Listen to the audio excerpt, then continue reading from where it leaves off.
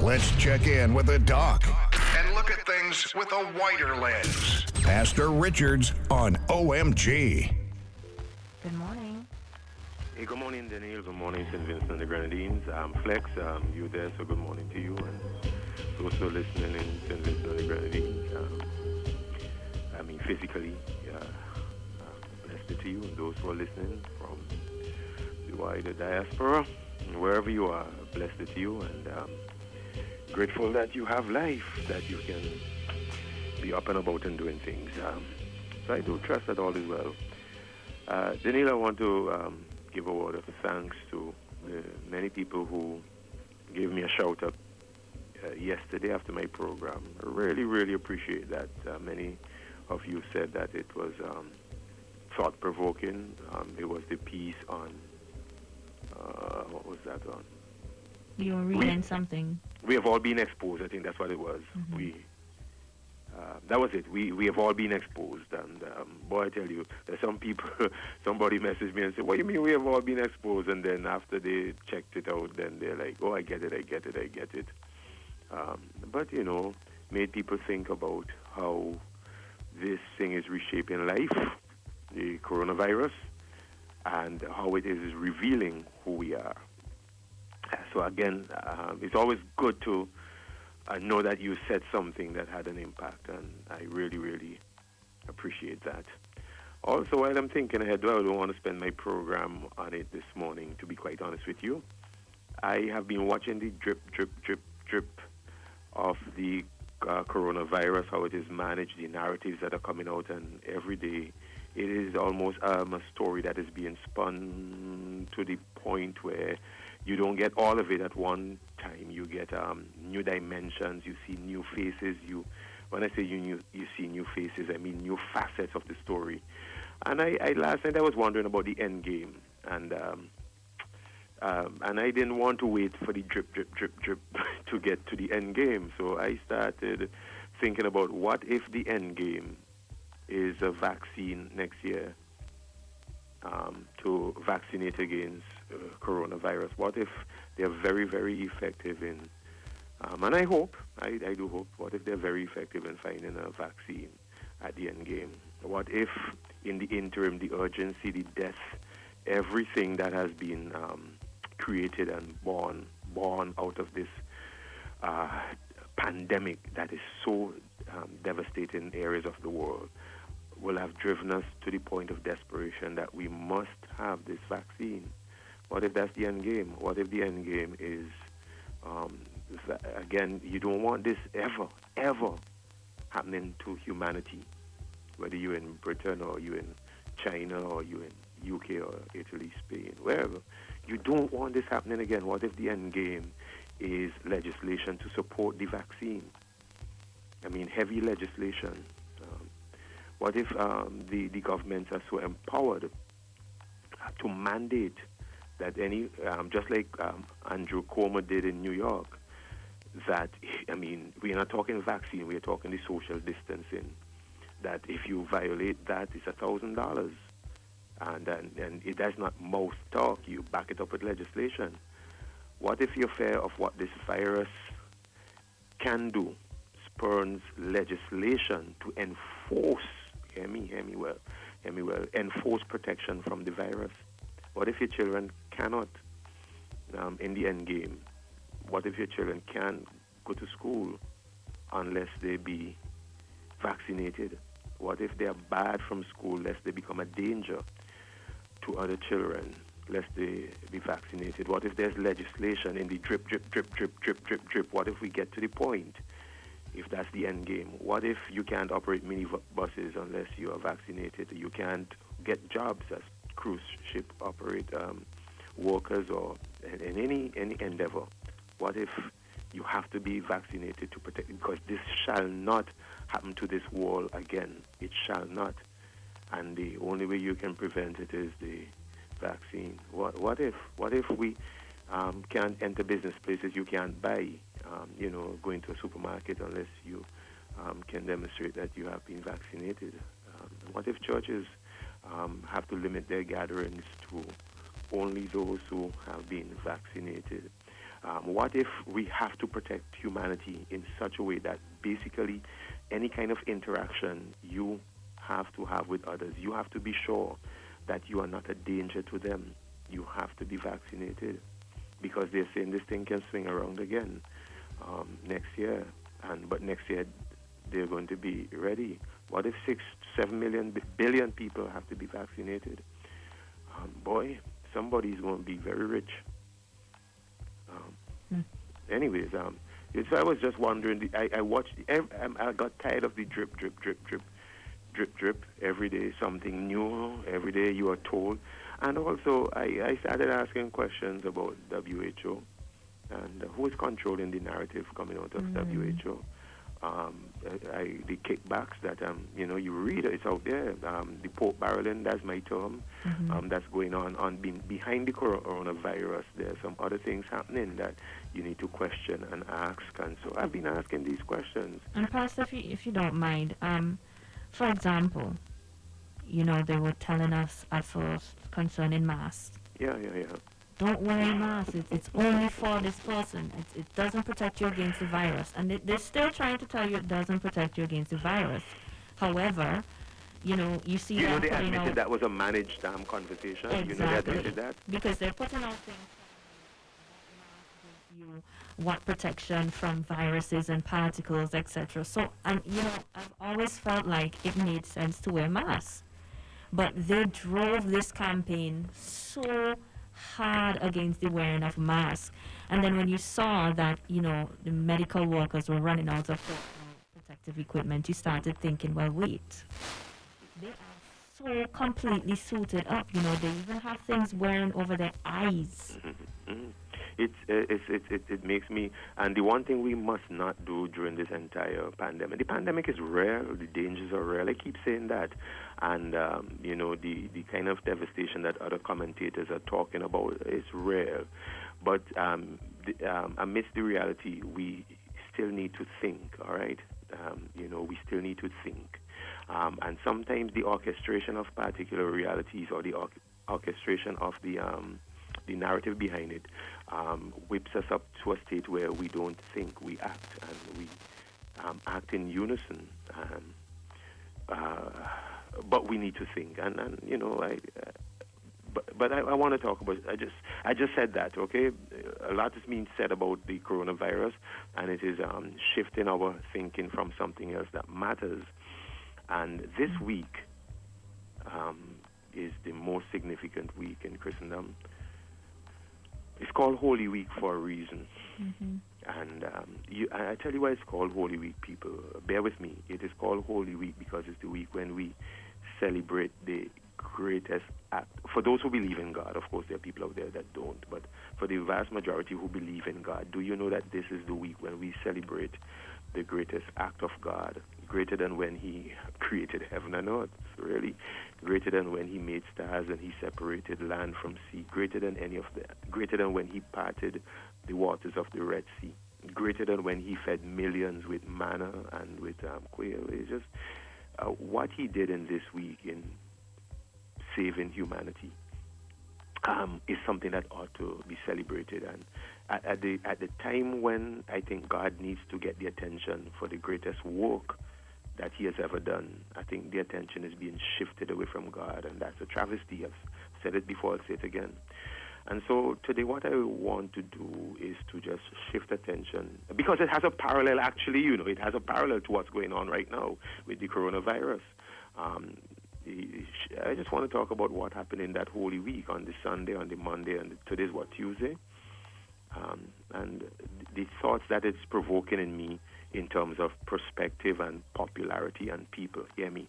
Perspectives and popularity and people. And these were the same issues that were trending back in that first Holy Week when Jesus rode into town, into Jerusalem on a donkey. It was the day of his greatest popularity. But on the day of his greatest popularity, you all will get this. On the day of his greatest popularity, he wept, and a lot of people don't remember that. But he wept when they were shouting him and proclaiming him as this greatest leader this savvy king, this one who was the most anointed to be king and leader over them, and he was so popular, and he just wept. You will read that in Luke chapter 19, verse 41 to 44, because he was popular, and this is why when you deal with people, your population, who have the power to give you popularity from the population, they were looking to him for economic justice. They were looking to him for social equality. The Sadducees were at war basically with the Pharisees and the Essenes and all of them. But they were also under the yoke of a serious piece of oppression from the Romans, not unlike the fact that we are under the yoke of the coronavirus.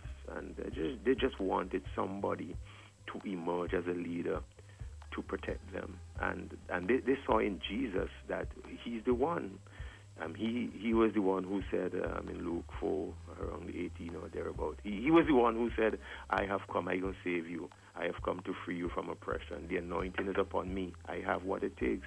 I am going to do this. So people are always going to look, hear me and hear me well, people are always going to look to a leader for deliverance. Do I need to say it? Yeah, let me say it again.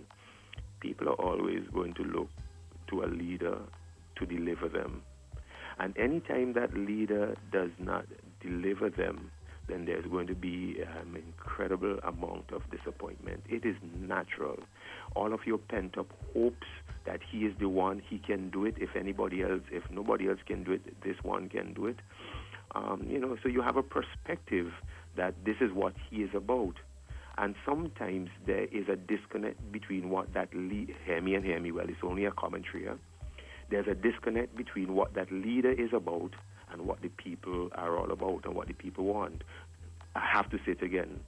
There are times when there is a significant disconnect between the vision of the leader, what the leader wants, and what the people want. Clearly, there was that kind of disconnect between what Jesus wanted and what the people wanted.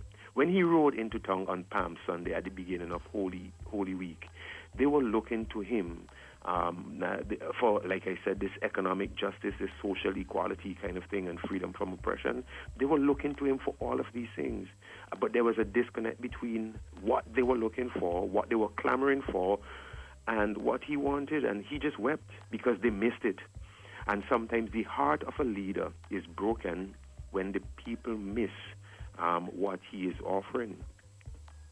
Jesus actually came into town not to meet their predetermined needs and to be led by them and to have the tail wag the dog, which is why he was popular, because if he could allow the tail to keep wagging the dog and he became a puppet of their wishes and their desires, then he would continue to be popular. And leaders get this.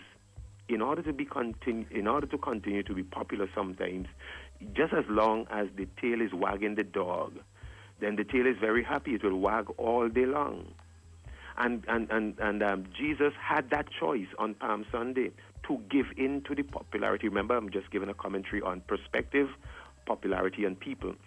Jesus had that choice that day to give in to the popularity and to do what would make him popular. He really had that choice. But look at what Jesus chose to do the first Palm Sunday. He chose to look beyond what they wanted, and he actually saw in fact, in verse 44, he said, if only you knew